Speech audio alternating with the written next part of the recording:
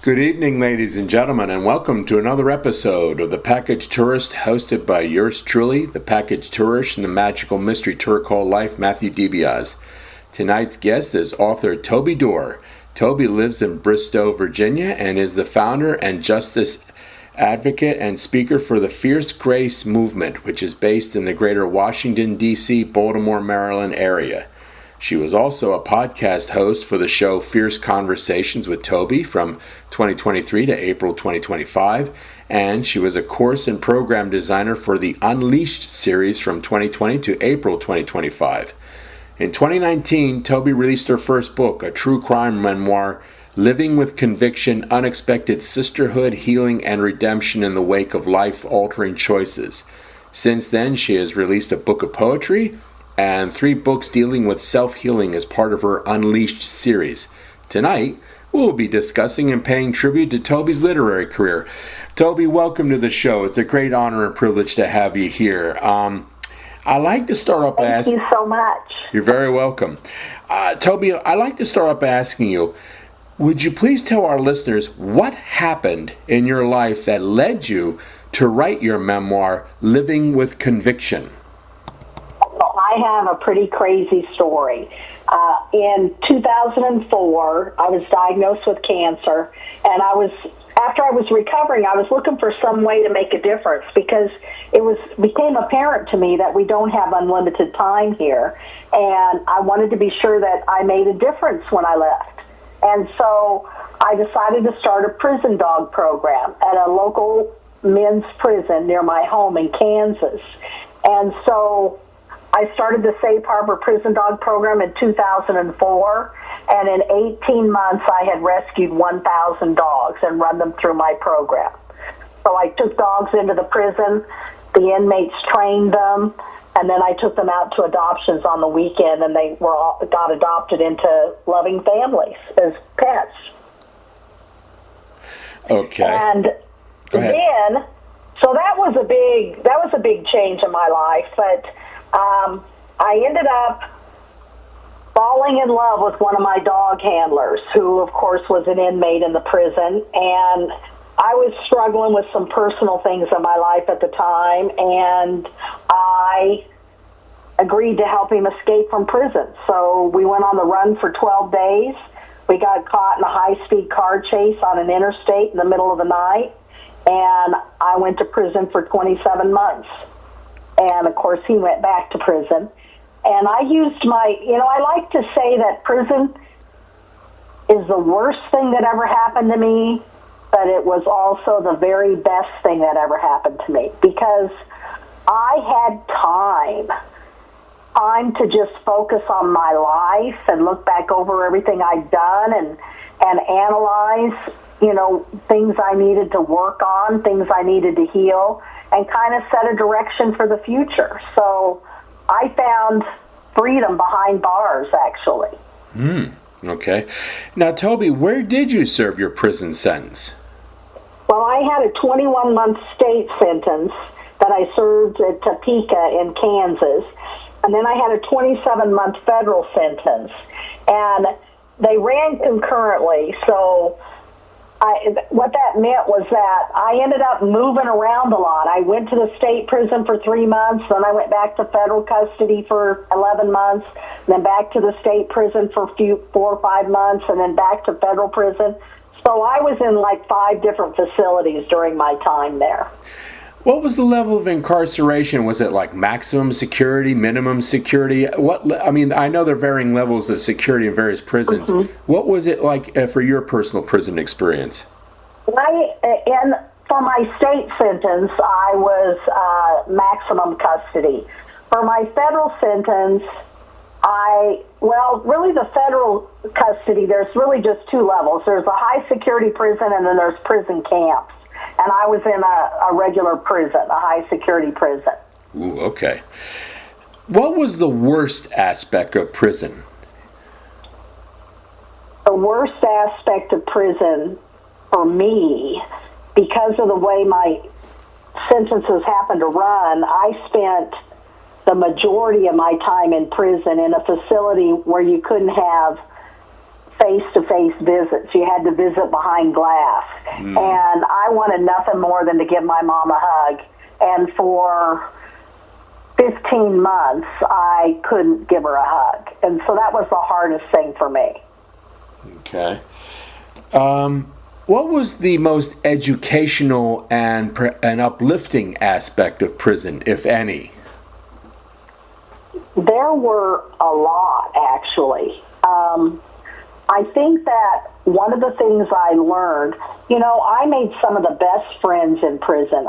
Some women that I'm so close to, still close to, because you're all like knocked down to your lowest level. So if you make a friend in there, it's like a rich friendship because you're both so vulnerable and open to each other. And I just loved the women I was in prison with for the most part. And I made some really good friends there. I felt a camaraderie that I hadn't felt anywhere else in my life. Okay. Did you engage? I know they do a lot of prison labor there. Working like factories and stuff like that. Did you engage in any type of prison industrial labor there during your incarceration? No, I didn't. Actually, none of the prisons I was in had that. You find that mostly in the men's prison. There's very few programs in the women's prison compared to the men's prisons I found. And I knew that. I had a unique situation of being able to see that because when I was a volunteer in the men's prison, I probably spent 8 to 10 hours a day in the prison. And I was all over inside the prison because my dogs lived with the handlers in their units. So I got to see what it's like inside of a men's prison. And then I lived in the women's prison. And the women's prison is just dull and boring. There's very little to do. Okay. Was your prison experience similar to what Piper Kerman experienced in her renowned book, Orange is the New Black? I mean, have you ever read that? I mean, have you ever, quote-unquote, compared notes? I watched an episode of it on TV, and I had to just turn it off because it was not like my experience in prison. It was a lot more sensationalized, I felt. And I experienced some really vulnerable connections with other women in prison, and I didn't see that in her show. But I haven't read the book. I just watched one episode of the show. When you say sensationalized, in terms of what aspect is sensationalized, if in your opinion? Well, I was in prison for 27 months. And I think only twice in the whole 27 months did I ever witness the women screaming and yelling and getting upset about something and acting like babies.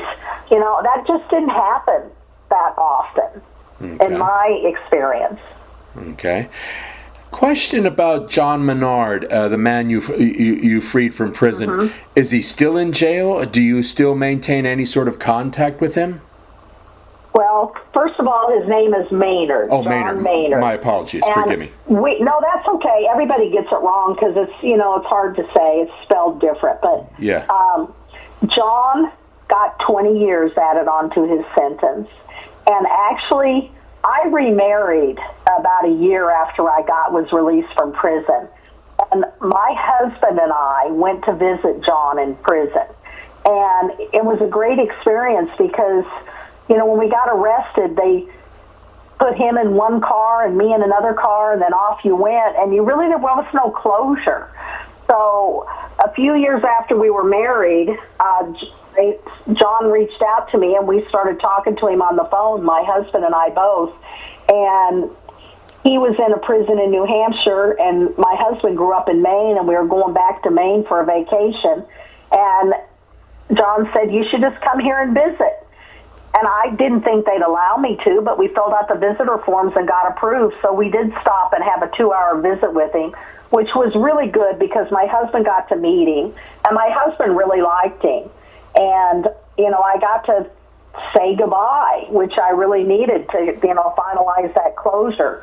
But John and I remained very good friends.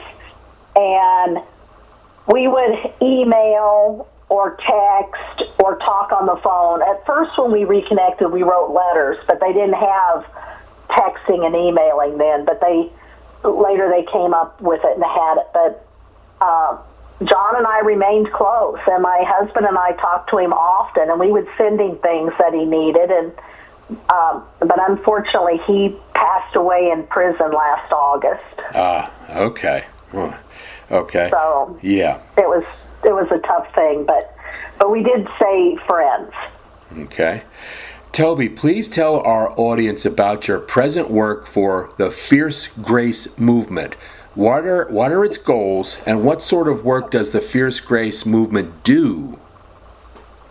Well, the Fierce Grace Movement is a nonprofit organization that I'm launching this year, and it is designed to help women rebuild their lives, to walk beside them through a period in their life when they have to, make a change. It might be they're getting out of prison. It might be that they've lost a spouse.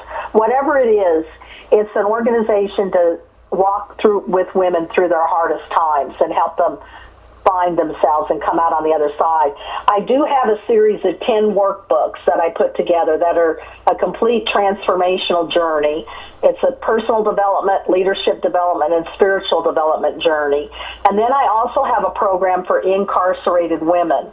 And right now I'm working on putting those workbooks, they're a 12-week program, 280-page workbooks, into women's prison facilities so that when they can use their time just the way I did to focus on myself and figure out things in my life I needed to heal from and lay a solid foundation so that when I left prison I could rebuild, a productive life. So it's really that journey that I'm trying to help other women with. How can women find your workbooks, Toby? How can they find them? FierceGraceMovement.org is my website. It's also TobyDorr.com. I have that one too. So if you find me, you can find my workbooks. Okay. Toby, how can people contribute and or help the Fierce Grace Movement? That's an excellent question, and I'm so glad you've asked it. I am getting ready. I've been working this whole week to launch an Indiegogo campaign to help me raise money so that I can print a bunch of books to put into prisons for free and to, register the 501c3 and all that kind of stuff that you have to do. So I'm just getting ready to launch a campaign this week probably. Okay. Now, Toby, you wrote 3 books as part of your Unleashed series. What sort of guidance does the 3 books provide, and what were the objectives of the Unleashed series? Okay. Well, actually, now it's 9 workbooks. So I did have 3, but this year I put out 6 more. Okay. So the first 3 workbooks are a personal development series. So it helps women with finding who they are. It helps them learn to be part of a healthy community, and it helps them start reaching out to other women and helping to lift them up. And then the next 3 workbooks are a leadership development series, and each one focuses on something different, but it's like vision and purpose and direction. And then the last 3 are a spiritual development transformation series, and those go into things like reaching out into your community and lifting other people up and finding ways to, be of some benefit to other women around you. So that's what those workbooks are. There's 9 of them now. Okay. Now, you also happen to write a book of poems. Toby, would you... I did. Yes. Please tell our listeners about your book of poems, You Are Not Your Worst Mistake. How'd that come about? Well, I have a box on my desk of about 15 or 16 journals that I used when I was in prison, and I filled them up. And I started writing poetry in prison. And so I decided I would just pull poems from that book, from my journals, and create a book of poetry and poems from prison. So that's what I've done. Toby, would you be willing to read one of your poems from the book for this show? Absolutely. Let me find a book. Here we go. Yeah, I will do that. Okay. Let me find one here that I like to read. I just have had so much fun with this poetry book, and I've actually published a series of guided journals this year, too. So, anyway, this poem is called Becoming. The year I became a number and a face everyone recognized, but no one knew, not even me, who knew less than nothing of the woman buried inside. A turning point that year, that was really more than a year. The year I lived on peanut butter, mail call, visiting day. The year I sank into the deep muck of depression, fears and fate. The year when I felt I wasn't entitled to smile or dream. The year when the darkness settled and waters became clear and deep. The year I learned that hope is blue like a springtime sky, and prayer is purple, bold and royal, and everywhere. The year I was just a number, 15186. The year I became me, who was always hidden inside. So that poem's called Becoming. Very good. Very, very good. Thank you. Yes.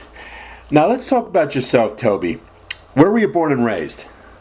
Kansas City, Kansas. Lived there my entire life until I went to prison. And then I lived in Boston for just a little bit after prison. I met my husband there. And then we lived in Kansas City, Missouri, and Sedalia, Missouri. And right now we live outside of Washington, D.C. We moved here with my stepson and his family when they moved here 4 years ago for a job. Where did you go to college? I went to Park University in Kansas City, well, in Parkville, Missouri, but it's part of Kansas City, to get my bachelor degrees. And then I went to Full Sail University and got 2 master's degrees. Okay. After I got out of prison, I got the master's degrees. I'm kind of curious. You live in Bristow, Virginia. Is that the same Civil War battlefield, Bristow Station? Yes, it is. It is. We are right in between 2 battlefields. One of them was where Stonewall Jackson got his nickname, and then the other one is the Bristow Station. Yes, we're right there. Yeah, the reason why I asked Toby is that one of my maternal ancestors was wounded in the Battle of Bristow Station. Yeah, I walked that battlefield. I probably was in your neighborhood, didn't even realize it. Yes, you probably were. That's just right down the road. Wow. Yeah. That's interesting. Yeah, and the other battlefield's Manassas. Yes, yes. Yeah, I'm a Civil War nut, Oh, you know what? If you were a Civil War nut, this is the place to live, because I'm telling you, there's reenactments all the time. Everywhere you go, there's always some celebration. We went to George Washington's boyhood home. Yes. And, I mean, there's just a million historical places around here. It's pretty cool. Yes, yes. Question, when you were in prison, did you do any educational things in prison? No. The entire time I was in prison, I was never in a facility where there were anything for women like that. And that's what just blew my mind, because in the men's prison, there were all kinds of programs and volunteer groups coming in and classes you could take. But in the women's prison, I never found anything like that. That's sad. That's very tragic to hear. It is sad. Yeah. It's sad, and that's, one of the things that I want to change, too, is to make women's prison facilities more feasible for women. Because if I'm not mistaken, if I read somewhere for like men when they take classes, that helps them knock time off their prison sentences. Is that correct? I wouldn't be surprised. I can't answer that for sure. It would probably vary from prison to prison, but most likely, because you want to encourage your inmates to do things like that, because otherwise they're just going to be out in the yard getting in fights. Yeah. So giving them something else to do keeps them out of trouble. Okay. Toby, whenever I interview an author, I always love to ask the standard question. Who were your favorite authors when you were growing up? And of those favorite authors, did any of them light the spark inside you to become a writer, or perhaps influence your writing style? Oh, I am such a book lover. I read like crazy. I probably read 4 or 5 books a month. And I've been that way my entire childhood. And I couldn't tell you who my favorite authors were as a child because I had so many books I read. But my favorite authors today, I loved Jeanette Walls, which I've met her in person. We've actually kind of become friends. She lives in Culpeper, Virginia, which isn't very far from here. Yes. And Cheryl Strayed. I love Cheryl Strayed's writing style. And I've also met Geraldine Brooks at the National Book Festival, and I've fallen in love with her writing, too. So those are the 3 authors that I really look up to and value the way that they do their work. Okay, Toby, please tell our listeners, where can readers find your books, and do you have a web link you can share with our audience? Sure. The easiest thing to do is just go to tobydorr.com. Everything is linked to on there. My memoir is on Amazon right now. My other books are available to purchase through my website. They're not on Amazon yet, but they will be. So my journals and my workbooks, things like that. But I do have 2 new books coming out after the first of the year. One of them is going to be a second edition of Living with Conviction that we've added more to, since John has died. I've added a chapter about that. And I've gone back and reworked a little bit of the material, too, and added some annotations. I picked up a book at the bookstore by Ann Patchett, and she had annotated one of her earlier books.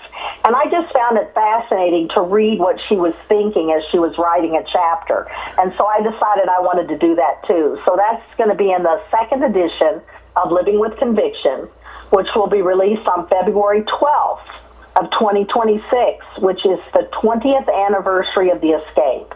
Wow. Tell me, question, you and your husband, do you have kids? No, my husband and I married after I got out of prison, and I had 3 children myself before, and from my first marriage, and my husband has 1 son from his first marriage, and we actually live with that son and his family. So, our grandkids live right upstairs, and our son, so we do a lot of things together as an extended family. Was it difficult explaining to your kids and your grandkids your prison experience? My grandkids that we live with, it hasn't been so hard because we've talked about it the entire time they've been growing up. So it never was a surprise to them. And it's funny because one day I was on a podcast and my granddaughter was down here, and I'm looking at this note. I keep it on my desk, but they were talking about what it was like to be a criminal, and that's what we were talking about.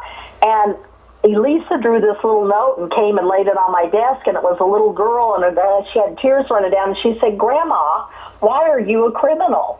So when I got off the podcast, I talked to her, and I said, "Elisa, I was in prison," and she said, "Yeah." I said, "Well, that's makes you a criminal." And she's like, "Oh, I just thought criminals were really bad people." So I thought that was kind of funny. But no, they've done really well with it. Now, unfortunately, my son does not feel the same way as my stepson does, and so I really don't have any contact with my son and his 3 children, which breaks my heart, but that's their choice. I'm sorry. I didn't know. Please forgive me. Yeah. Toby, I want to thank you so much for appearing on the show, Toby, and I wish you luck on your future literary endeavors. Thank you so much. It was my pleasure. You take care. Okay. Okay, thanks. Right, bye-bye. All right, bye. Stay tuned, ladies and gentlemen, for my next show where I'll be interviewing author Alexandra Newman. Thank you and good night.